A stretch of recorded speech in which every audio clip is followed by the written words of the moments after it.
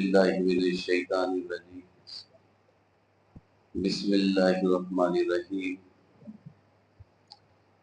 الحمدللہ نحمده ونستعینه ونستغفره ونؤمن به ونتوکل علیہ ونعوذ باللہ من شرور انفسنا ومن سیئات اعمالنا من يهده الله فلا مضل له ومن يضلله فلا هادي له ونشهد أن لا إله إلا الله وحده لا شريك له ونشهد أن سيدنا وحبيبنا وكريمنا وشفيعنا وسندنا ومولانا محمدا صلى الله تعالى عليه وسلم صلى الله تعالى عليه وسلم تسليما كثيرا كثيرا أما بعد فأعوذ بالله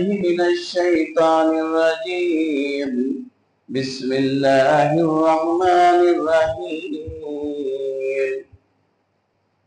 يا أيها الذين آمنوا كتب عليكم الصيام كما كتب على الذين من قبلكم لعلكم تتقون وقال النبي صلى الله تعالى عليه وسلم أو كما قال عليه الصلاة والسلام يا أيها الناس اتقوا ربكم إن الله وملائكته يصلون على النبي يا أيها الذين آمنوا صلوا عليه وسلموا تسليما اللهم صل على سيدنا وحبيبنا وشفيعنا ونبينا وكريمنا ومولانا محمدا صلى الله تعالى عليه وسلم صلى الله تعالى عليه وسلم تسليما كثيرا كثيرا وصلی اللہ تعالی علیہ وسلم۔ سامعین اکرام، معزز مصلیان، ہذا مسجد امام، ہذا مسجد صدر، ہذا مسجد کمیٹی، تمام محلے کے مصلیان کو میرے طرف سے السلام علیکم اور رمضان المبارک کی بہت بہت مبارکبادی ہو کہ اللہ تبارک تعالیٰ نے سال کے اندر 12 مہینے عطا فرمایا، 11 مہینے لطف کی زندگی میں گزارنے کے بعد انسان کو شرف دیا کہ اللہ تبارک تعالیٰ نے برکت والے مہینوں کو سمجھنے کی توفیق عطا فرمایا اور ہمیں سعادتیں حاصل کرنے کی توفیق نصیب فرمایا۔ یہ رمضان المبارک کا یہ مہینہ اتنا بابرکت مہینہ ہے کہ اللہ تبارک تعالیٰ نے سارے 11 مہینوں کے اوپر بڑی فضیلت دی ہے، کیونکہ رمضان المبارک کا مہینہ اللہ تبارک تعالیٰ کا مہینہ ہے اور اللہ تبارک تعالیٰ خود اس کا بدلہ دیں گے۔ شعبان المعظم کا مہینہ اللہ کے نبی صلی اللہ تعالیٰ علیہ وآلہ وسلم کا مہینہ تھا۔ اب شعبان المعظم کا مہینہ اللہ کے رسول صلی اللہ تعالیٰ علیہ وآلہ وسلم کا مہینہ کیوں کہتے؟ کہ اللہ کے رسول صلی اللہ تعالیٰ علیہ وآلہ وسلم نے شعبان المبارک کے مہینے میں کثرت سے روزہ رکھا کرتے تھے، اسی لیے یہ مہینہ شعبان کا مہینہ جو تھا اللہ کے نبی صلی اللہ تعالیٰ علیہ وآلہ وسلم کا مہینہ اور رمضان المبارک کا مہینہ اللہ تبارک تعالیٰ کا مہینہ ہے اور اللہ تبارک تعالیٰ خود اس کا اجر اور اس کا بدلہ دیتے ہیں۔ قرآن مجید میں اللہ تبارک تعالیٰ نے فرمایا، کیا فرمایا اللہ تبارک تعالیٰ نے؟ یا ایھا الذین آمنوا کتب علیکم الصیام کما کتب علی الذین من قبلکم لعلکم تتقون۔ اے ایمان والو، تم پر روزے فرض کر دیے گئے، تم سے پچھلی امتوں پر بھی روزے فرض کیے گئے تھے، اس لیے کہ تم پرہیزگار ہو جاؤ۔ یہ پرہیزگاری ہونے کے لیے اللہ تبارک تعالیٰ نے رمضان مبارک کے مہینے کے دنوں کو نافذ فرمایا۔ اس سے پہلے موسیٰ علیہ نبی علیہ الصلوۃ والتسلیم کی امت پر بھی روزے فرض کر دیے گئے تھے۔ اللہ تبارک تعالیٰ نے فرمایا یا ایھا الذین آمنوا کتب علیکم الصیام کما کتب علی الذین من قبلکم لعلکم تتقون، اے ایمان والو تم پر روزے فرض کر دیے گئے۔ اب روزے کا فرض ہونا تھا کہ روزے ایمان والوں کے اوپر فرض ہونا تھا۔ اللہ تبارک تعالیٰ نے فرمایا ایھا الذین آمنوا کتب علیکم الصیام کما کتب علی الذین من قبلکم لعلکم تتقون، کہ تم پرہیزگار ہو جاؤ۔ پچھلی امت پر بھی اللہ تبارک تعالیٰ نے روزے فرض کر دیے گئے تھے، اب تم پہ فرض کر دیے جا رہے ہیں۔ تو یہ مہینہ کب آیا؟ یہ رمضان المبارک کا مہینہ اللہ تبارک تعالیٰ نے اس کا نام رمضان نہیں رکھا۔ پہلے اللہ تبارک تعالیٰ نے رمضان المبارک کا نام نہیں رکھا، بلکہ اللہ تبارک تعالیٰ نے فرمایا کہ تم پر روزے فرض کر دیے گئے ان دنوں کے اندر تاکہ تم پرہیزگار ہو جاؤ۔ اب آپ کو بات بتاتا چلوں تفصیل کے ساتھ کہ اللہ تبارک تعالیٰ نے قرآن مجید کے اندر یہ تو نہیں کہا یا ایھا الذین آمنوا کتب علیکم الصیام کی جگہ کتب علیکم الرمضان نہیں کہا کہ تم پر رمضان کے روزے فرض کر دیے گئے، بلکہ اللہ تبارک تعالیٰ فرماتی یا ایھا الذین آمنوا کتب علیکم الصیام کما کتب علی الذین من قبلکم لعلکم تتقون، تم سے پچھلی امتوں کے اوپر بھی روزے فرض کر دیے گئے تھے تاکہ اب تم پر فرض کیے جا رہے ہیں کہ تاکہ تم پرہیزگار ہو جاؤ۔ اب یہ مہینہ کب آیا؟ اب آپ کو بتاتا چلوں کہ رمضان المبارک کے دن جو نافذ ہوئے کب ہوئے؟ رمضان کا مہینہ کب نازل ہوا؟ کہ سخت دھوپ تھی، کڑک دھوپ تھی، اور عربوں نے جب رمضان کے روزے فرض ہونے کے لیے جا رہے تھے تو عربوں نے مہینوں کے نام تجویز کیے، جیسا کہ مہینوں کے نام ہوتے جنوری، فروری، مارچ، اپریل، ویسا ہی تو یہ مہینوں کے نام تجویز کیے۔ تو یہ مہینہ بڑی سخت اور شدید دھوپ کے اندر آیا تھا، اتنی خطرناک دھوپ تھی کہ اڑتے ہوئے چڑیاں، اڑتے ہوئے پرندے دھوپ کی شدت کی وجہ سے تاب نہیں لا کے زمین پہ گر جاتے تھے اور جل کے راکھ ہو جاتے تھے، اور انسان جب پیر چلتا تھا ریتیلی زمین پہ تو پیر کے اندر چھالے آ جاتے تھے، اتنی سخت اور شدید دھوپ تھی۔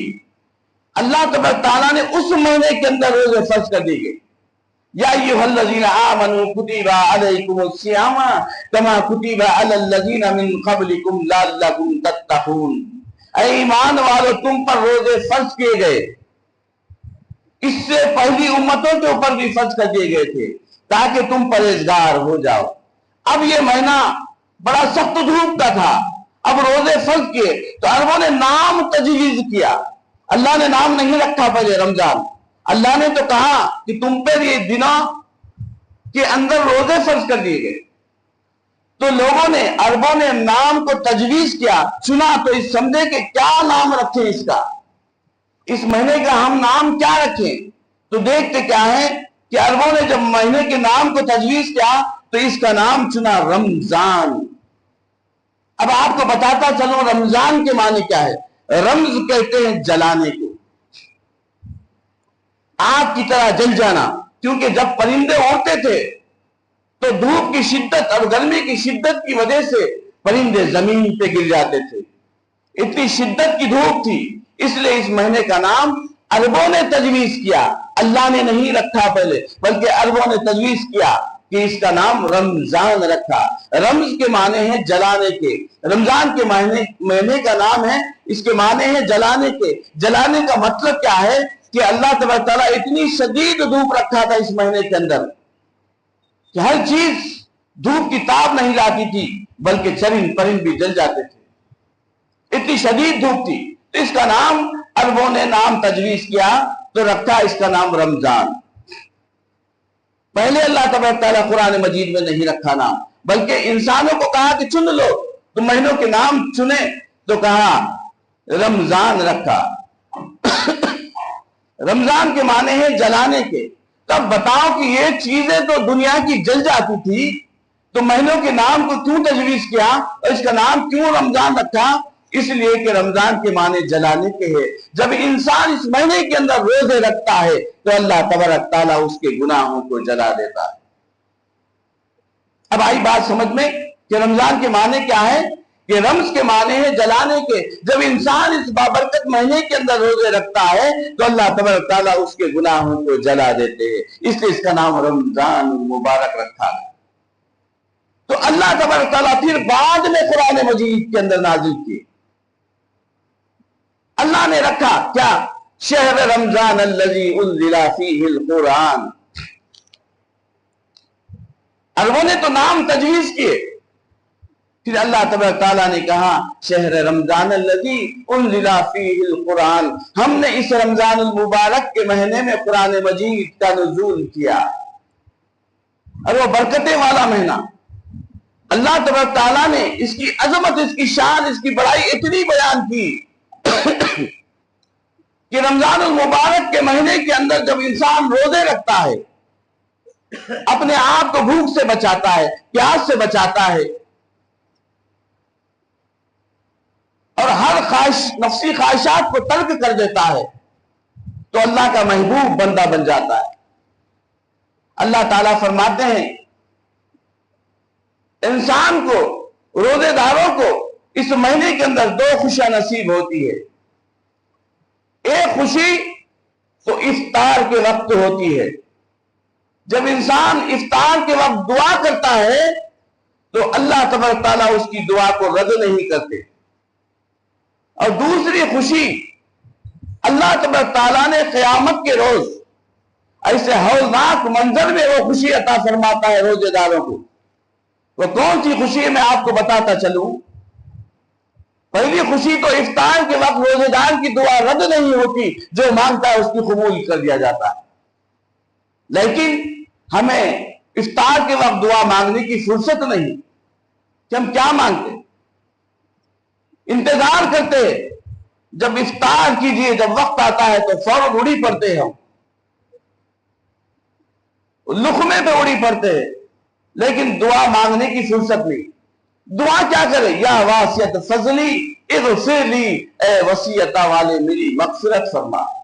یا واسعت فضلی اغفر لی، اے وسیعت والے میرے ماں باپ کی مغفرت فرما. یا واسعت فضلی اغفر لی، اے وسیعت والے میرے بہن بھائیوں کی مغفرت فرما. یا واسعت فضلی اغفر لی، اے وسیعت والے میرے تمام خاندان کے مرحومین کی مغفرت فرما. اللہ تمام کی مغفرت فرماتا. اب اللہ سے جو مانگو اللہ تعالیٰ وہ عطا فرماتا، وہ خوشی نصیب فرماتا. اللہ تعالیٰ فرماتے ہیں اے میرے نوری فرشتوں، یہاں تک کہ عرش کو جو فرشتے پکڑ کے رکھتے ہیں، سنبھال کے رکھتے ہیں، ان کو فرماتے ہیں اے نوری فرشتوں، عرش کو چھوڑ دو اور زمین پہ اتر جاؤ. اے فرشتوں،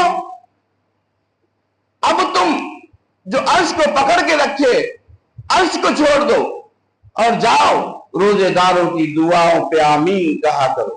تو کتنا قرب ہے اللہ تبارک تعالیٰ، یہ فرشتوں کے ذریعے بھیج رہے اللہ تبارک تعالیٰ. جاؤ روزے دار جب بھی دعا کرتا ہے اس کے اوپر آمین کہا کرو. جب فرشتے آمین کہتے ہیں تو بتاؤ کہ دعا کا قبولیت کا کتنا ذریعہ ہوگا. تو افطار کے وقت وہ خوشی دیتے اللہ تبارک تعالیٰ، انسان جو بھی دعا مانگتا ہے اس کی دعا رد نہیں ہوتی. مانگ میرے بندے کیا مانگنا چاہتا، اللہ تعالیٰ فرمائے جب تک میری عطا ختم نہیں ہوتی تیری مانگ ختم نہیں ہونا چاہیے.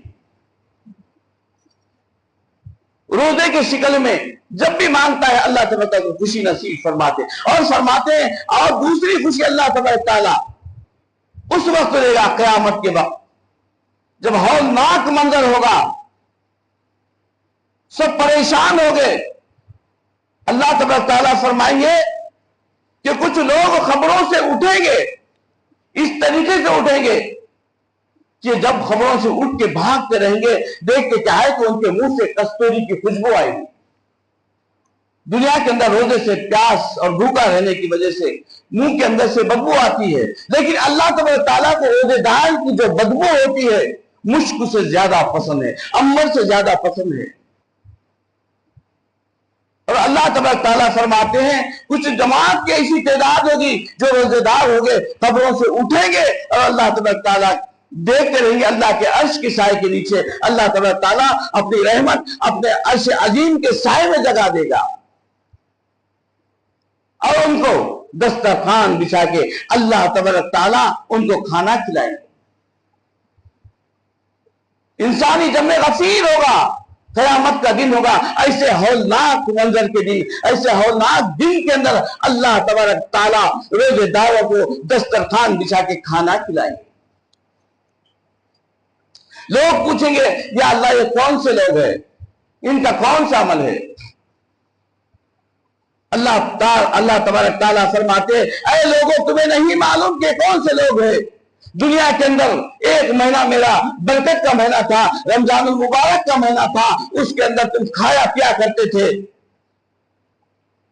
تم آرام و عیش کی زندگی گزارتے تھے، ہر چیز کو نوش کرتے تھے، کھاتے تھے، پیتے تھے، شربتیں پیتے تھے، کھانے کھاتے تھے، اچھے اچھے مشروبات پیتے تھے، لیکن یہ لوگ میری ڈر کی وجہ سے میرے اتباع کی اور میرے لیے روزہ رکھا، میرے لیے بھوکا پیاسا رہے، یہاں تک کہ ان کو پیٹ میں اکڑ تھی، جلن تھی، تڑپ تھی، بھوک کی وجہ سے کھانا نہیں کھائے، جب تک میری اجازت نہ ملی وہ کھانا نہیں کھائے، پانی کی شدت کی پیاس تھی لیکن میری اجازت کے بغیر پانی نہیں پیے۔